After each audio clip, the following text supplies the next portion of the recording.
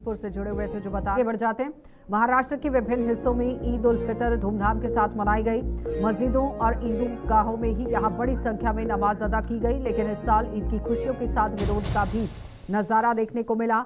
और साथ ही साथ बताते चलें कि एक तरह जहां ईद की मुबारकबाद दी गई, तो वहीं केंद्र सरकार की वक्फ संशोधन बिल के खिलाफ ही नाराजगी जताते हुए कई जगहों पर लोगों ने काली पट्टी बांधकर नमाज अदा की है।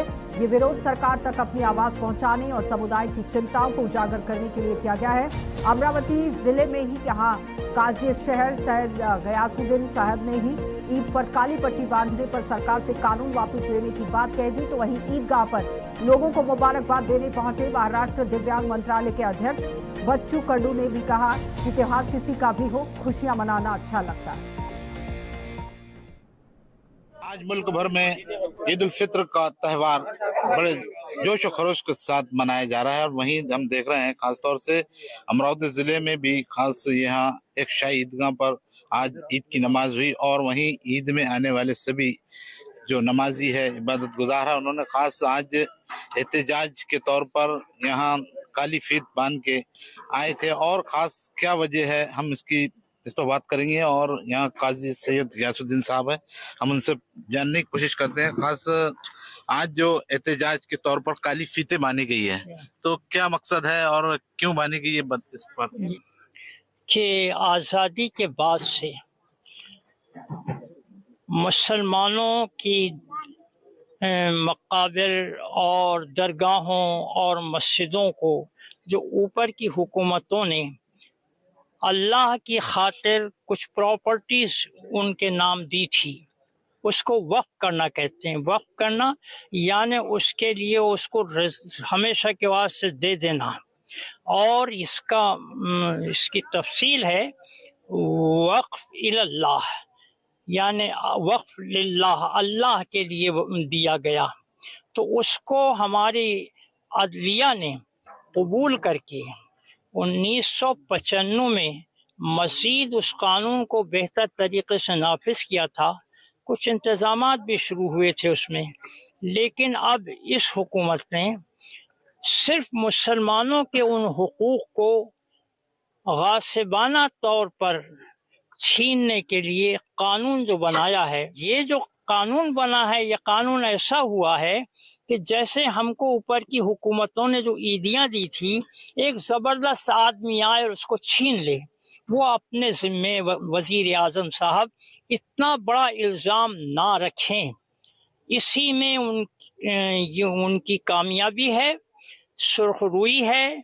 वो अगर ऐसा करेंगे, हम जो कुछ हुआ है उसको दरगुजर करके बाहर की दुनिया भी कहेगी कि हाँ, ये एक वसीउल क़ल्बी थी। मैं वज़ीर आज़म साहब से दरख्वास्त करूँगा कि वो अपने दिल को बड़ा रखें और इस मामले में गसब जो है उससे अपना हाथ उठा लें। खैर की तौफीक अता फरमाए। तो खास तौर से हम देख रहे हैं कि ईद के जो जोश और खरोश के साथ मनाना और वहीं आज वक्फ तरमीम बिल के एहतजाज के लिए खास नमाजियों ने आज अपने हाथ पर काली फीत बांधकर यहाँ आना खास तौर से सरकार के लिए एक बड़ी चुनौती सामने आ रही है। इस पर खास गौर करना चाहिए, ऐसी मांग यहाँ की जा रही है। और वक्फ तरमीम बिल में जो सरकार ने लाई है उसकी मुखालिफत सीधे तौर पर दिखाई दे रही है। आज ईदगाहों पर पूरे हिंदुस्तान में हमने देखा है, खास यहाँ काली फीत बांध के ये जो है लोग पहुंचे थे और वक्फ तरमीम बिल का आज पुरजोर इसकी मुखालिफत की है। आज अचलपुर के शाही ईदगाह पर पूर्व विधायक बच्चू कडू है पहुंचे हैं और ईद की मुबारकबाद देने के लिए। खासतौर से आपको कैसा लगा अचलपुर में ईद में आए? अभी 30 दिन लगातार उपवास रहा और उसी की खुशी है। और इसके साथ मुझे बहुत अच्छा है कि कोई भी त्योहार हो, चाहे हिंदू का या मुस्लिम का, कहीं ईसाई का, तो त्योहार यानी बहुत खुशी का माहौल होता है। और यही खुशी हमारे हिंदुस्तान में सदा रहे, चाहे मुस्लिम रहे या हिंदू रहे। जहाँ दुख हो, दर्द हो, उसके साथ ये खुशी सबके घर इसी तरह से, जिस तरह से आज ईद का माहौल है उसी तरह कायम रहे। यही मैं ईद का शुभकामना देता हूँ। खासतौर से हमने देखे अभी पूरे भारत में पूरे मुस्लिम जो है खासतौर से ईद एक प्रोटेस्ट करके उन्होंने काली फीत बांध के मनाए, जो वक्फ बिल पर विरोध दर्शाया। वक्फ के बारे में जो भी निर्णय हो सबको मिलाकर होना चाहिए, सबको लेकर होना चाहिए। ऐसा ना हो कि कोई एक तरफा निर्णय हो, जिसमें जो भी सही है और सही के साथ चाहे हुकूमत किसकी भी हो, लेकिन देश के कहीं ऐसे लोगों को नहीं लगना चाहिए पर मेरे पर अन्याय हो। अगर ऐसा होता है तो सब देश के लिए मेरे को लगता है वो बहुत बेकार होगा।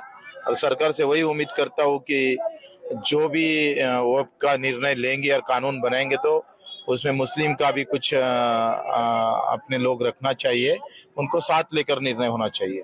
धन्यवाद।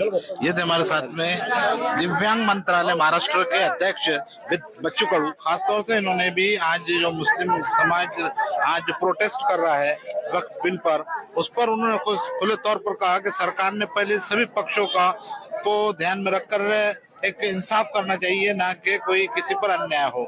ये 24/7 न्यूज के लिए कैमरा पर्सन बाकी अंसारी के साथ मैं इरशाद अहमद, अमरावती। चलिए एक और बड़ी खबर दिखाते चले। उत्तर प्रदेश में अखिलेश यादव ने सरकार को घेरा है और मुझे ईद समारोह में जाने से रोका गया। ये बड़ा बयान जारी किया गया। जानबूझकर पुलिस ने यहां पर रोक दिया है, ये जानबूझकर कृत्य किया गया है। अखिलेश यादव की तरफ से बड़ा बयान जारी किया गया। मैं इसको इमरजेंसी यहां पर समझूं, इस तरह का सवाल दाग दिया गया। हम सब मिलजुल कर यहाँ रहते हैं, अखिलेश यादव की तरफ से बड़ी बात कही गई। लेकिन ईद की जो नमाज अदा करने के लिए पहले आपने देखा किस तरह से तस्वीरें सामने आई, लेकिन मुझे ईद समारोह में जाने से रोका गया है। अखिलेश की तरफ से ये बड़ा बयान जारी किया।